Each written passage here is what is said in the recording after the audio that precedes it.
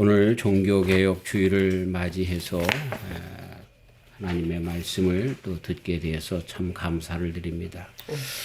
어제 저녁 밤 시간 제가 한 9시 반서부터 한국에서 한국의 오후 2시서부터 있는 종교개혁 기념으로 10월 27일 대집회가 있었는데 200만 명이 운집하는 것으로, 그래서 그 자리에 참석하는 사람들은 약 100만 명, 그리고 저도 인터넷으로 생중계로 참석했는데, 그렇게 해서 듣는 사람들 전 세계에 또 전국에 또 100만 명, 그래서 200만 명 그렇게 예산을 했는데, 거기에 참석하신 분들이 110만 명이 참석했습니다.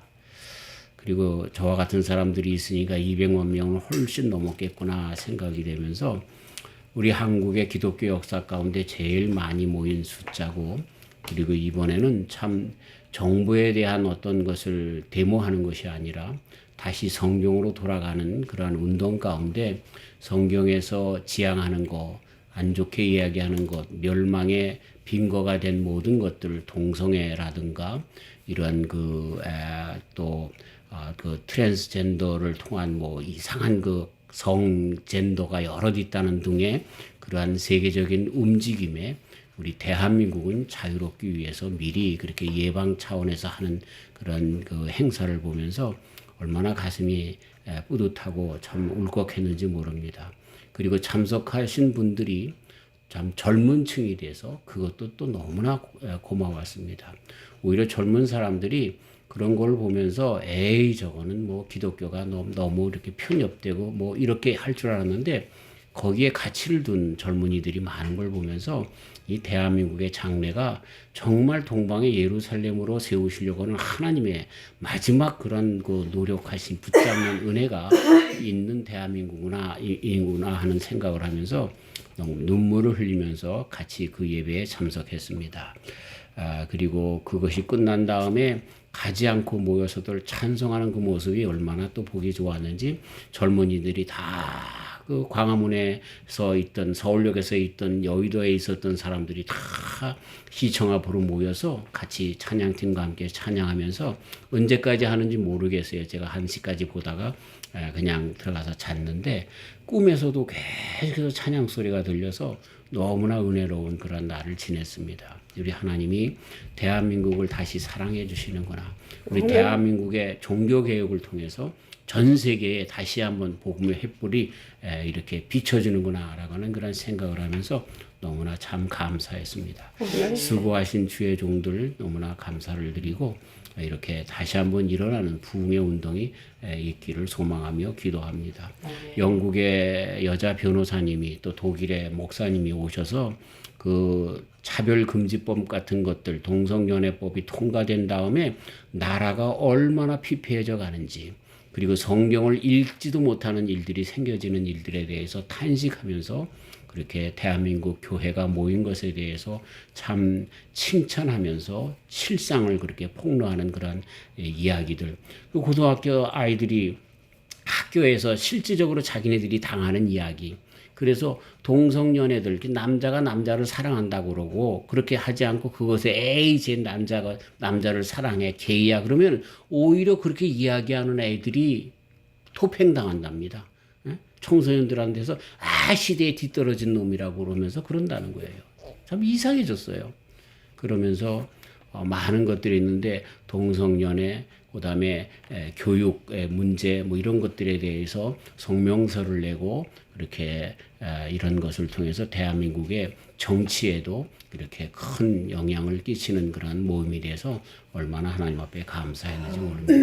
이렇게 이상하게 되어졌어요. 아직도 동성연애가 합법화되지 않았는데도 학교에서 동성연애를 아주, 그것이 세대의 경향으로, 그리고 그것을 따르지 못하면 벌써 청소년들 사이에서도 이렇게 격리되는 시대가 되었다는 사실에 너무나 깜짝 놀랐어요. 참 이런 사탄의 그런 움직임들을 막는 우리 한국교회 계속해서 개혁이 일어나고 있구나라고 하는 생각을 합니다. 제가 목사지만 성경을 사랑하는 그런 종인데, 왜 그러냐면요, 성경 속에는 역사가 들어있어요. 왜 하나님께서 동성연애를 하지 말라고 했는지는 역사가 보여주고 있어요. 로마가 왜 멸망당했어요? 동성결혼으로 멸망당했어요. 아주 옛날에 고전적으로 그것을 믿거나 말거나 하는 이야기처럼 소돔과 고모라성이 동성연애 때문에 망했다라고 하는 건 둘째 치고요. 로마의 역사 가운데서 왜 기독교 칙령이 끝내는 발휘됐는지 아세요? 이 귀족들이 동성연애 합니다. 애들이 안 태어나는 거예요. 그리고 성병을 통해서 애들이 태어나면 전부 신체 장애자들이 태어나는 거예요. 반편들이 태어나는 거예요. 어제 그 의사가 나와서 얘기하는데 지금도 에이즈가 만연하고 있고 이것을 에이즈가 동성연애 때문에 생겨납니다라고 법적으로 얘기하지 못하게 돼 있대요. 이런 악한 세상이 어디 있어요. 근데 에이즈의 95%들이 전부 동성연애자들이라는 거예요. 지금도. 참 문제가 참 많은 거. 이런 것들이 성경에서 미리 가르쳐주고 있는 거죠. 그래서 우리들의 표대가 우리들의 기준이 성경이 돼야 된다는 거죠. 제가 너무 은혜가 돼서 오늘 설교랑 또 너무 옆으로 많이 나갔는데 어쨌든 이런 개혁이 저와 우리 교회 그리고 우리 가정 그리고 우리 나라에서부터 시작돼서 이렇게 계속해서 울려 퍼지는 그런 개혁의 그 뭐랄까 선두자들이 다 되길 바라면서 그런 말씀을 드립니다. 우리가 살다가 보면은요, 나는 똑바로 걸어야지, 나는 참 인생을 걸어야지라고 하면서 걷지만 그러나 왔다 갔다 비틀비틀 할 수밖에 없는 우리 인생입니다. 자, 뭐 예를 들어서 우리가 눈길에 들판을 걸어갈 때 나는 똑바로 걸어야지라고 땅만 보고 걸어가고 뒤를 바라보면 그죠? 왔다 갔다 삐뚤삐뚤합니다. 그 길을 바로 걸어갈 수 있는 그 방법이 뭐예요? 그렇습니다. 저 앞에 멀찍이 하나 소나무나 아니면 어떤 목표점을 두고 그것을 바라보고 나가면 물론 조금씩 삐뚤삐뚤할 수 있지만 그러나 땅만 바라보고 가면서 목표가 없는 그러한 삶은 갈짓자로 나갈 수밖에 없지만 목표를 바라보고 나가면 그 어느 정도 곧바른 인생을 그 길을 갈 수가 있다라는 것입니다. 우리 인생에 있어서 정말 중요한 것은요, 표대를 바로 세우고 나가는 겁니다. 네. 이 표대를 향하여 바울 사도님이 그 표대를 그리스도 예수님 하나님의 말씀으로 그래서 이것을 바라보면서 끝까지 나간다라고 이야기한 그 오늘 말씀이 그런 맥락에서도 맞는 이야기인 것입니다. 자, 그런데요, 요즘 들어와서 포스트 모더니즘에 들어와서 뭐가 문제냐면 이 사단의 공격이 참 아주 애매모호하게 많은 사람들을 그렇게 뭐라고 할까요? 이렇게 혼돈 속에 불어넣는 것이 있는데 그게 뉴 에이지 사상입니다. 그 뉴 에이지 사상은 뭐냐면 진리라고 하는 것은 상대적이라는 거예요. 진리가 하나가 아니라 여러 가지라는 거죠. 그래서 그들에 의하면 다신론, 다원론 다 허락되는 거예요. 불교에도 마호멧 교회도 유교에도 샤머니즘에도 다 진리가 있고 사람이 무엇을 하든지 간에 다 그것이 다 진리라고 이렇게 엉뚱하게 주장하는 것이 바로 뉴에이지 사상에서 나오는 것들입니다. 이 하나로 집중하지 못하게 하는 거죠. 우리가 태양을 볼록 렌즈로 집중을 해서 보면 이 나뭇가지를 태웁니다.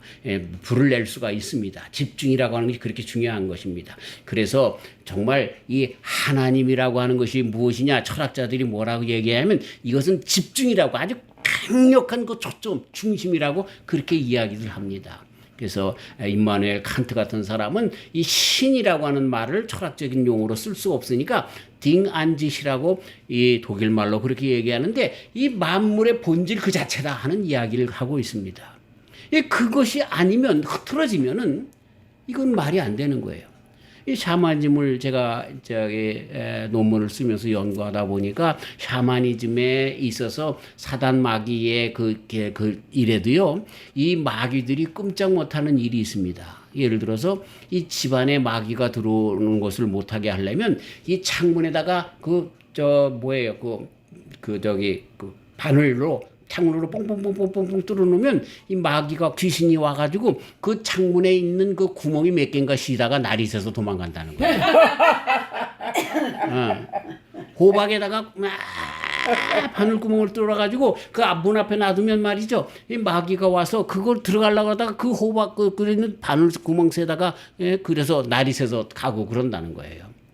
자, 그 이야기가 우스운 이야기 같지만 이 귀신들도 그걸 아는 거예요. 집중한다는 것이 얼마나 자기네들한테 무서운 거. 자기네들도 집중하지 않으면 안 된다는 거예요. 다 뚫린다는 거예요. 그런 것처럼 지금 기독 세계뿐만 아니라 전 세계의 마귀의 장난이 그것을 알기 때문에 이렇게 다초점, 다양성 이런 걸 이야기하면서 우리들의 신앙과 우리들의 관심을 다 분산시키는 거예요. 신앙인들이라고 하면서 얼마나 쓸데없는 것에 교회에서 윤리 강연하고 교회에서 정치 얘기하고 하면서 물론 그런 것들이 다 필요하지만 그러나 그리스도 예수님에게 초점, 말씀에 초점, 하나님에게 초점 맞춰야 될 것들을 흐리게 하는 이러한 세대가 되어졌다라고 하는 것이죠. 네. 하물며 이번에 집회 모일 때도 왜 기독교회들이 하나가 되지 못하고 말이죠. 그거는 아주 뭐 옛날에 그 십자군 전쟁과 같이 무익한 일이고 이 일을 통해서 한국 교회가 나눠질 것이고 그렇게 얘기를 하면서 나누는 그런 목사님들이 있단 말이죠. 그러면서 교회가 주일날 자기 교회로 모여서 예배해야지 공동적으로 모여서 그러면 그 본교회를 그래 무시하고 뭐 어쩌죠. 그렇게 얘기하는 주장하는 목사가 이 미국의 아틀란타 자기네 교회 빼놓고 말이죠. 집회 왔더라고요. 왜 주일날 자기 교회 지키지 왜 거길 가. 제가 조금 흥분했습니다. 어쨌든 그런 뜻이 아니죠. 우리가 한번 주를 위해서 선한 일을 위해서 모일 때는 모이고 우리 주님께서 말세가 되면서 모이기를 회피하는 자들이 자꾸만 생긴다고 그랬어요. 모여야죠. 네, 쓸데없는 대로 나갔습니다. 어쨌든 이 세대에 정말로 중요한 것 그리고 종교개혁이 일어날 때에 정말로 그 중심의 사상 가운데 뭐가 있었어요? 하나님께 돌아가야 된다는 거예요. 아멘. 말씀으로 돌아가야 된다는 거예요. 그게 종교개혁이라는 거예요. 종교개혁에 적어도 모든 것을 통틀어서 5가지의 모토가 있었습니다. 그것이 바로 의인은 오직 믿음으로 말미암아 살리라. 솔라 피데. 그다음에 성경으로 돌아가자. 솔라 스크립추라. 또 오직 은혜이다. 우리가 구원받는 것은 우리의 율법적인 어떤 행위가 아니라 은혜로 말미암아 구원받는 거다. 솔라 그라치아. 그다음에 오직 그리스도로 말미암아 구원받는다. 솔루스 크리스토스. 오직 하나님께 영광을 돌리자. 솔리데오 그로리아. 이렇게 5가지 모토가 종교개혁의 모토인데 이것을 끝내는 2가지로 그리고 그것도 끝내는 하나로 뭐 요약할 수가 있습니다. 하나님께 돌아가자는 거예요. 아멘. 우리 인생의 진정한 초점이 되신 하나님께 돌아가야 된다는 거예요. 근데 어떻게 돌아가? 성경으로 돌아가자는 거예요. 성경 안에 하나님의 뜻이 있으니까 성경으로 돌아가자라고 하는 것입니다. 아멘. 마르틴 루터에 대한 이야기를 오늘 한 주간을 여는 글에 썼는데요. 그때 중세 당시에는요, 이 수도승들까지도 성경 읽기를 금했습니다. 그러면 그 성경을 누가 가지고 있었냐면 사제들만 가지고 있었어요. 이 사제들이 자기네들 마음대로 성경을 오역하고 그것이 성경에 있다는 거예요. 그리고 예배나 이런 것들이 미사가 있었는데 그 미사에 성경에 있는 구절들을 라틴어로 다른 사람들은 알아들을 수 없는 라틴어로 주절주절 대면서 그리고 무슨 일들이 있으면 자기네들의 이권과 세력을 그렇게 주장하기 위해서 성경에 그렇게 나왔다고 거짓말 시키면서 그 사제권을, 교황권을 이렇게 강하게 했던 것을 보게 되는 것이죠. 근데 이 마르틴 루터가 정말 자기가 길거리 가다가 친구랑 같이 가다가 친구가 벼락 맞아서 죽었습니다. 그래서 그 다음에 인생이 무엇인가 두려움을 갖기 시작했습니다. 그래서 이제 여기에 교황청에서 있는 거는 아는 분을 통해서 성경을 그렇게 읽을 수 있는 특권을 허락받아서 성경을 읽고 연구하다 보니까 성경 말씀이 그게 아닌 거예요. 사제들이 그렇게 자기네들을 그렇게 감싸기 위해서 자기네들의 더럽고 추악한 죄악을 감추기 위해서 사용하는 성경이 아니라 정말 하나님의 말씀은 다른 살아서 운동력이 있고 그리고 내가 그 말씀 가운데 오직 의인은 믿음으로 말미암아 살리라라고 하는 그 말씀의 뜻이 무엇인지를 드디어 알게 되면서 이 마르틴 루터 선생님이 일어날 수밖에 없었다라고 하는 거죠. 참 요즘 세대를 가만히 보면 이 성경이 점점 힘들어져요. 제가 몇 주 전에 말씀드린 것처럼 시애틀의 어느 목사님이 예? 이 대중 앞에서 성경을 읽다가 걸렸잖아요. 그래가지고 그것이 유죄로 판정됐는데 마지막 대법원까지 가서 그때 얼마 몇 주 전에 대법원에서 무죄다 이렇게 판결이 났어요. 근데 그것이 한 번이지 앞으로도 계속해서 그런 일들이 있게 되면 공중 앞에서 대중 앞에서 성경을 읽는 것이 불법화되는 거예요. 그리고 이번에 영국의 여자 변호사님이 얘기하는데 성경을 남에게 건네주면 그게 불법이랍니다. 이런 나라가 됐어요, 영국이. 종교개혁이 일어난 나라가 아닙니까? 요한 웨슬레 선생님처럼 감리교의 창시자가 일어난 나라가 아닙니까? 독일은 어떤 나라입니까? 마르틴 루터를 그렇게 배출한 나라, 종교개혁이 처음 시작된 나라인데 그 나라가 어떻게 되었습니까? 마찬가지예요. 예수님이 누군지 모른다는 거예요. 그 목사님이 말해요. 제가 있을 때도 벌써 사람들이 전부 교회를 빠져나갑니다. 종교세를 냅니다. 종교세가 뭐냐면 그분들은 이제 세금을 낼 때 세금의 10분의 1을 떼서 그걸 종교세로 합니다. 그런데 일을 하다 보니까 세금의 10분의 1이 빠져나가는 것이 아까워서 나는 기독교인이 아닙니다. 나는 천주교인이 아닙니다. 라고 신고하면 그 세금을 안 나게 된다고 해서 교회를 안 나가는 거예요. 그러니까 기독교인이 아니라고 떠나는 거예요. 그러니까 교회가 어떻게 합니까? 저 있을 때 벌써 그런 운동이 있었어요. 예? 큰 프랭카드를 붙여서 가자 교회로. 예. 그리고 큰 교회들이요. 제가 예배 드리던 교회, 독일 교회에서 예배 그렇게 빌려서 썼는데 부흥회를 하려고 하면은 너무나 힘든 거예요. 왜? 댄스 교습소로 다른 평일날 빌려주는 거예요. 그래서 우리가 저녁 집회를 하려면 그 시간에 댄스 교습을 하기 때문에 그게 몇 시에 끝나니까 그 이후로 쓰라는 거예요. 그 다음에 평일날은 뭐 하는 줄 아세요? 거기들 모여서 포카놀이 하는 대로 빌려줍니다. 저 때도 벌써 그랬어요. 그러니 그 교회들이 점점 텅텅 비게 되어지는 그런 실정이 되었는데 이러한 이런 합법화 이런 것을 통해서 교회가 하는 일들은 다 구태의연하고 정말 꼰대 같은 짓들이고 이렇게 돼버려서 점점 급속도로 영국은 20-30년 걸렸다는데 이 캐나다나 이런 나라들은 5-6년밖에 안 걸렸고요. 미국은 지금 뭐 얼마 되지도 않았는데 벌써 이런 일들이 성경을 읽으면 법적으로 잡아 들어가는 나라가 됐고요. 한국에도 동성연애가 합법화되면요. 1-2년 안에 다 뚫리고 말 거예요. 그럼 그게 뭐가 문제인데요? 다원화 시대 아닙니까? 네, 다원화 시대입니다. 그러나 다원화 시대 중에서 나쁜 악법이 있다는 거예요. 그건 너도 죽고 나도 죽는 거예요. 그리고 다시 그것을 철폐하는 법을 만들기란 더 힘든 거예요. 안 되는 거예요. 미리 막아야 되는 거예요. 오늘 종교개혁주의에 자꾸만 다른 길로 나가는데 어쨌든 우리가 정말 다시 한번 이런 모든 것들에 경각심을 이루고 정말 하나님께로 말씀으로 다시 돌아가야 한다는 것이죠. 사랑하는 성도 여러분, 우리가 세계 역사를 한번 보시길 바랍니다. 세계 역사 가운데 제일 처음에 부강한 나라들, 정말 윤리적으로 도덕적으로 정말 그래도 인간답게 살아가는 나라들로 되어진 그런 국가들은 그 법의 중심이 뭐가 있었습니까? 그렇습니다. 성경이 있었습니다.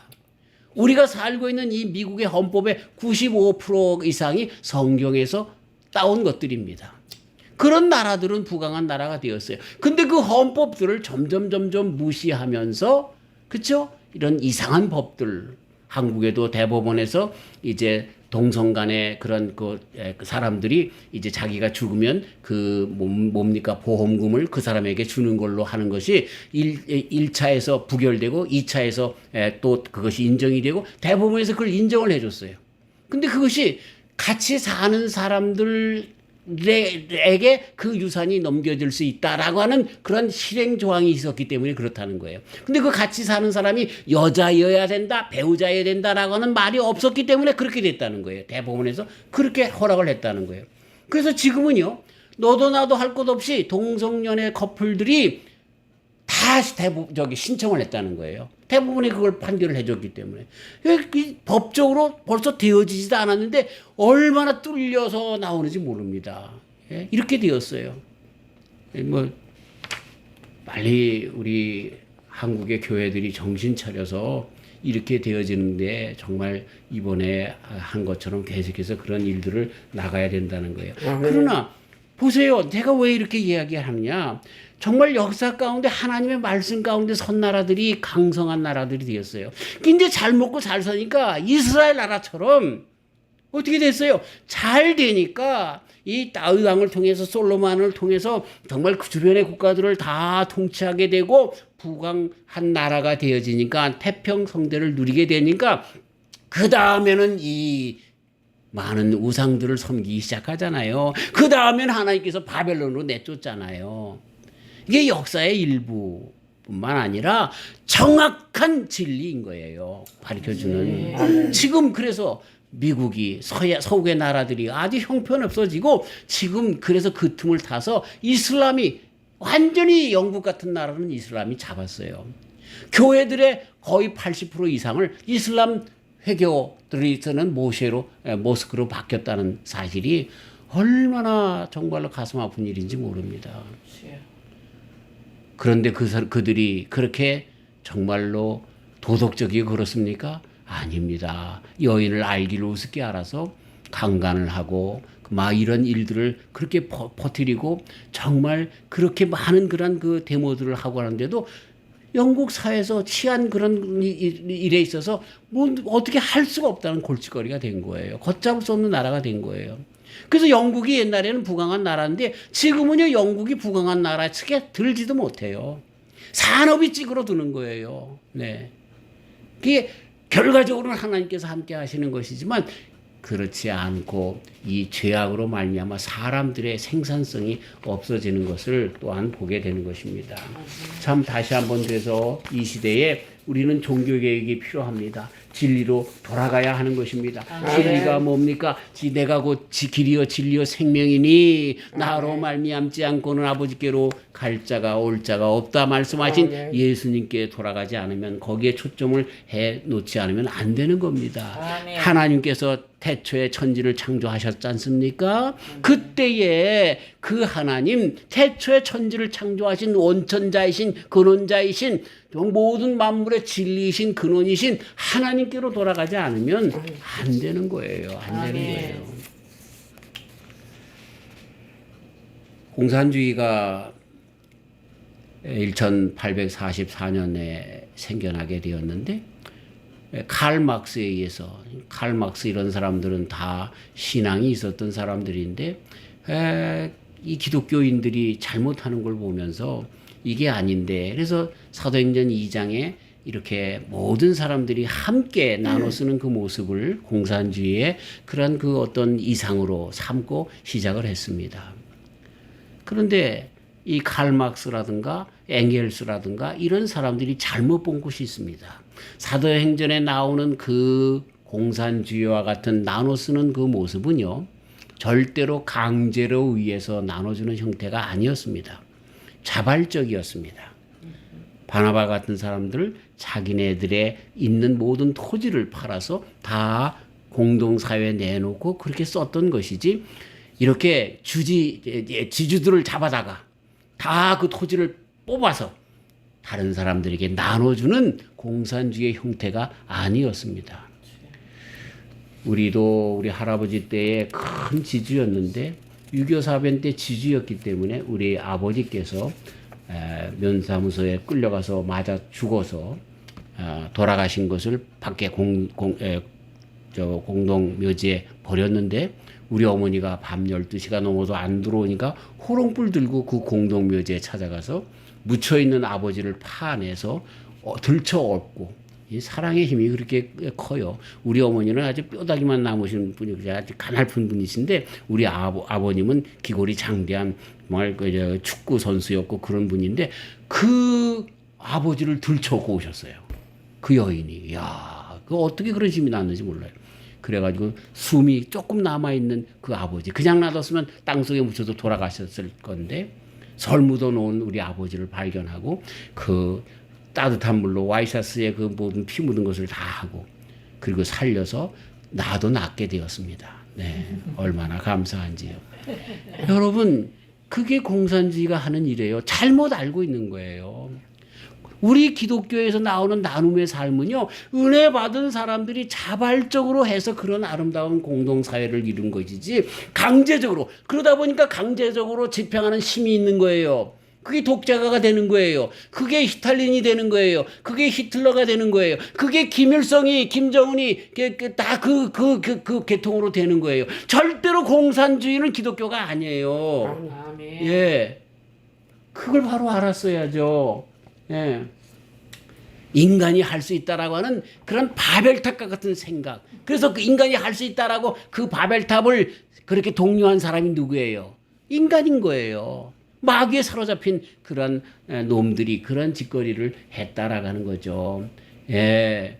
우리가 다시 한번 생각을 해봐야 돼요. 이 종교개혁 주일에 정말 하나님께로 돌아가지 않으면, 그래서 하나님 안에서 모든 사람들이 다 평등하다는 것을, 그러면서도 질서가 있다는 것을 알고 나가는 그런 삶을 살아가야 하는 것이죠. 아멘. 그 하나님이 어떤 분이십니까? 예수님 아닙니까? 그래서 요한복음 5장 37절 이하에 또한 나를 보내신 아버지께서 친히 나를 위하여 증거하셨느니라. 내가 하나님의 아들인 것을 하나님이 증거하셨다는 거예요. 너희는 아무 때에도 그 음성을 듣지 못하였고 그 형용을 보지 못하였으며 그 말씀이 너희 속에 거하지 아니하니 이는 그의 보내신 자를 믿지 아니함이라. 너희가 성경에서 영생을 얻는 줄 생각하고 성경을 상고하거니와 이 성경이 곧 내게 대하여 증거하는 것이로다. 우리 예수님 안에서 하나님이 보여지고, 그리고 말씀이 하나님의 말씀인 것을, 그리고 그 말씀이 바로 예수님인 것을, 말씀이 육신이 되어 라고 말씀하신 요한복음 1장 1절의 말씀, 요한 일서에 말씀하신 1장에 말씀하신 그 말씀, 이것이 바로 예수님인 것을 가르쳐 주신 것이죠. 하나님께 돌아가는 것, 바로 예수님을 바로 믿는 것, 그런 것입니다. 종교개혁은 예수님 당시에 사실 예수님이 오셔서 하신 일이 종교개혁의 시작입니다. 그때 당시에 제사장들, 바리새인들 이런 사람들이 율법을 가지고 율법을 지킨다라고 하면서 율법을 가르쳤는데, 근데 그들이 그 장로의 유전 이런 것을 통해서 하나님의 말씀 율법보다 자기네들의 유전을 더 중하게 여겼던 것이죠. 율법에 있지 않은 그러한 율법도 아닌 것들을 더 구체적으로 해서 이제 안식일에는 4km 이상 걸어가면 안 된다.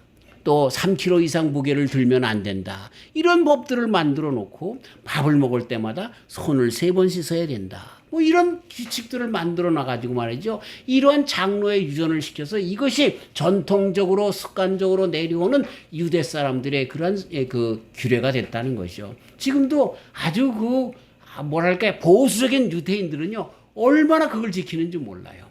뭐 이제 모자를 쓰고 검은 모자를 쓰고 이렇게 머리를 따서 내리고, 그렇죠? 긴 옷을 입고 옷술을 길게 하고 거기에 경문을 써서 붙이고 말씀을 써서 붙이고 그러면서 살아가면서 말이죠.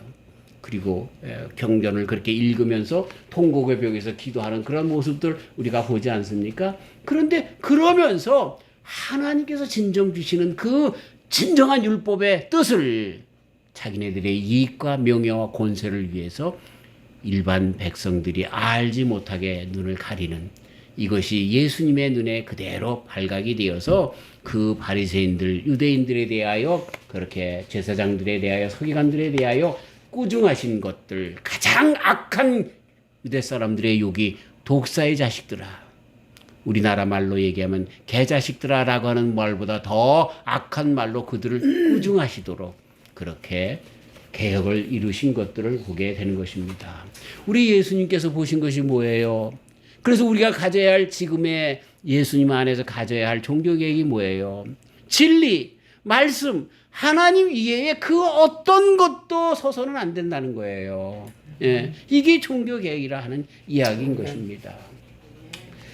참 요즘은 신우상주의가 교회 안에도 있는데, 아주 목사님에 대한, 뭐 예를 들어서 부흥 강사님이라든가 큰 교회 목사님에 대하여 남 모르게 우상 숭배와 같이 그렇게 섬기려고 하는 모습이 있습니다. 그래서 그것이 성경 말씀이냐 아니냐라고 하는 것은 둘째치고 목사님이 그랬다는 거예요. 우리는 정말 옛날에 마르틴 루터 시절 때 이 사제들이 교황이 뭐라고 했느냐가 아니라 성경 말씀이 뭐라고 있느냐 여기에 우리는 관심을 가져야 되는 것이죠. 교황이라고 할지라도 그때 당시에 서슬이 시퍼런 세력을 가지고 있는 교황이라 할지라도 그것이 하나님 말씀에 틀리면 아니요 라고 이야기하는 것처럼 지금 이 세대에도 아니요 라고 잘못된 설교자들에 대하여 목회자들에 대해서 또 그런 신학자들에 대하여 그렇게 주장하는 이단에 대해서 이야기하면서 다시 진정한 말씀 안으로 돌아가야 한다라고 하는 것입니다. 사실 우리가 살고 있는 이때에 완전한 하나님과 같은 존재는 없어요. 그래서 우리는 기준을 하나님으로 삼아야 돼요. 많은 사람들이 교회에 와서 실족하게 되는데 누굴 보고? 목사님 보고, 누굴 보고? 장로님들 보고, 누굴 보고? 신앙의 선배들 보고 실망을 하고 안 나온다는 거예요. 그들에게 무슨 문제가 있는 거예요? 그래요. 하나님의 말씀을 중심으로 하고 그걸 표대로 삼지 않은 것이 문제라고 하는 거죠. 여러분 제가 살펴본 바에 의하면 마르틴 루터요. 그 사람도 좋은 사람 아니에요. 그 사람이 종교개혁을 끝내 이루었지만요. 그때 당시에 이렇게 난잡하게 살았던 그래서 가톨릭에서 그 사람의 결혼을 주례를 해주지 않았던 필립이라고 하는 프리드리 3세의 조카였던 필립이라고 하는 남봉꾼을 갖다가 이 마르틴 루터가 주례를 해줬어요.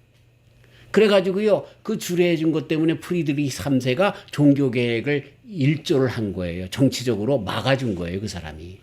끝내는 이 악화가 양화를 구축했다라고 하는데, 그러한 그 아주 안 좋은 일이 있었어요, 사실은요. 예? 내가 얘기하는 것은 그렇기 때문에 마르틴 루터가 나쁘다 하는 이야기를 하는 것이 아니라, 사람은 거기서 거기에요. 거기서 거기에요.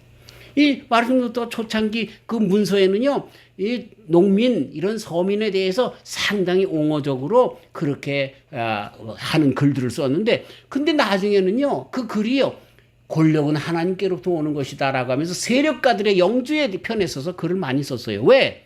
영주들이 그 사람에게 수도원을 기증했거든요. 그게 돈 받으니까 할 말을 못하는 거야.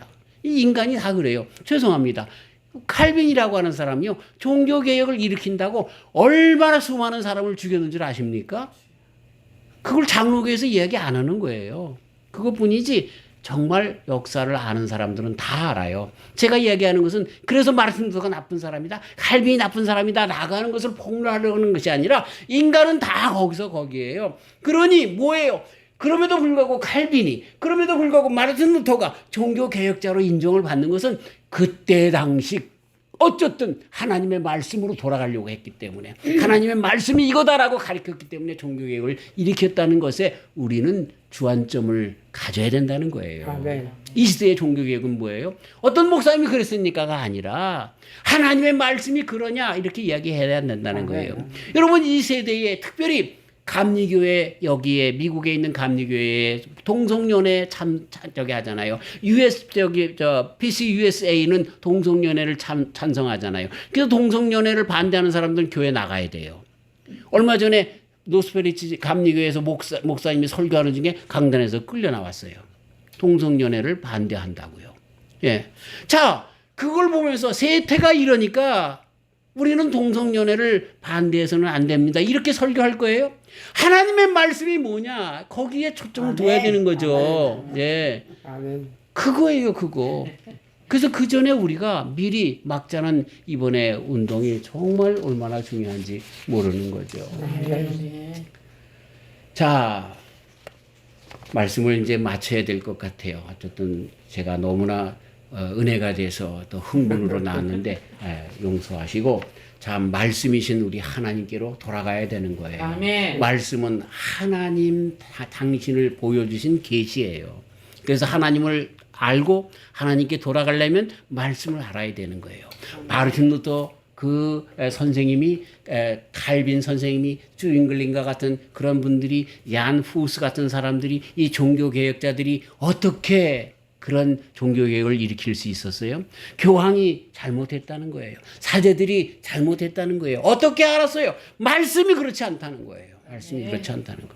이 세대에 이런 일들이 일어났고 저런 일들이 일어나요. 공산주의가 대세가 되고 동성연애가 대세가 되고 그래도 말씀이 그게 아니면 아닌 거예요. 아멘. 그래서 바르게 정말 우리는 말씀이신 하나님께로 돌아가서 말씀 안에서 이 세대를 본받지 말고라고 벌써 바울 사도님이 로마서 12장 2절에 그때 벌써 2000년 전에 이야기했는데 우리는 이 세상의 법이 그러니까 윤리가 그러니까 풍속이 그러니까 따라가는 것이 아니라 말씀에 따라서 나가야 되는 거죠. 아멘.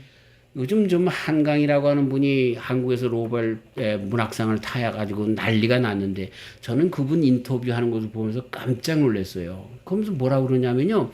저는요. 제 글을 읽고 제 글을 읽는 사람들이 우울한 감정을 가지면 그럼 저는 기뻐요. 이게 막이지. 사람들이 자기 글을 읽고 우울한 감정 속에 빠지면 자기가 그거 기쁘다는 거예요. 물론 그 의도는 알겠어요. 그러니까 이 사람 마음 가운데는 그런 우울과 침울과 그런 그 마귀적인 생각이 들어있다는 거죠.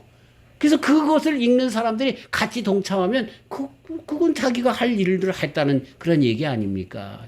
이런 세상이 되었어요. 이런 세상이 되었어요. 정신 차려야 돼요.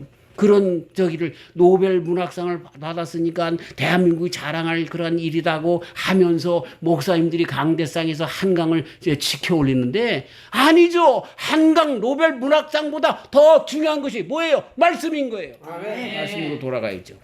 아멘. 아니라고 얘기할 수 있어야 돼요. 자, 마르틴 루터 선생님이 맨 처음에 종교개혁에 일을 할 때 초심이 무엇이었습니까? 주님을 만난 개인적인 신앙 체험에서도 시작된 것처럼 우리의 종교 계획도 다른 그 어떤 것이 아니라 내 개인적인 신앙의 체험 가운데서도 시작돼야 되고 그런 주님을 만났을 뿐만 아니라 그것을 정말로 아주 체계화하고 구체화하고 그리고 하나님의 뜻이 무엇인지를 알아 종교계획의 기치를 올릴 수 있었던 것은 말씀에 깊이 들어가서 그런 것처럼 우리도 다시 한번 말씀으로 돌아가서 이 종교계획의 기치를 이 세대에 우리들에게 물려준 이것을 잘 그렇게 해 나가야 한다라고 하는 것입니다. 마귀는 예나 지금이나 하나님의 말씀을 읽지 못하게 합니다. 점점 자기의 때가 가까운 줄 알아서 지옥의 자식들을 모으려고 공중에서 성경을 읽는 것 반대합니다. 나눠주는 것도 이 지금 공산주의도 아닌데 미국에서 이런 일들이 있단 말이에요. 예? 영국은 벌써부터 그렇게 됐다는 거예요. 프랑스, 독일이 그렇게 됐다는 거예요. 이 말이나 되는 일입니까? 참 다시 한번 정신 차리고 체험적인 신앙을 굳게 하고 말씀을 중심으로 해서 살아가는 그리고 이 일을 내가 한 번으로 족하는 것이 끝나는 것이 아니라 바울 사도님처럼 표대를 바라보며 내가 그것을 위해서 나간다라고 하면서 오늘도 그런 개혁적인 신앙을 가지고 끝까지 나를 개혁하면서 말씀으로 돌아가면서 말씀 안에서 한 걸음 한 걸음 나아가며 이 시대의 종교 개혁을 끝내 내 자신으로부터 이루는 저와 우리 성도님들이 다 되시기를 주님의 이름으로 축원합니다. 아멘.